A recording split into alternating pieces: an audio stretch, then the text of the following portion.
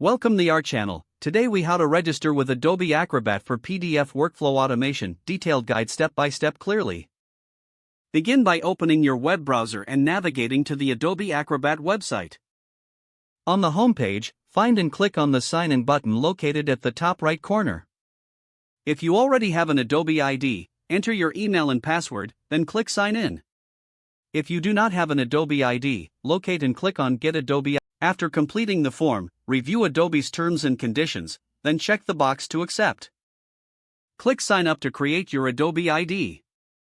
Once registered, verify your email address by checking your inbox for a confirmation email from Adobe. Follow the link in the email to confirm your registration. Return to the Adobe Acrobat website and sign in with your new Adobe ID. After signing in, navigate to the Product Offerings section and find Adobe Acrobat. Select the Adobe Acrobat plan that suits your needs and click on Buy Now or Start Free Trial. Follow the prompts to complete the purchase or trial activation process. Once your subscription is active, download the Adobe Acrobat application to your device. After downloading, install the application by following the on-screen instructions. Once installed, open Adobe Acrobat and sign in with your Adobe ID. Familiarize yourself with the user interface to locate tools for PDF workflow automation. Access the Tools menu to find features like Create, Edit, and Combine PDFs. Explore automation features to streamline your PDF processes. Utilize the Action Wizard to set up customized workflows for repetitive tasks. Consider integrating Adobe Acrobat with other applications for enhanced functionality.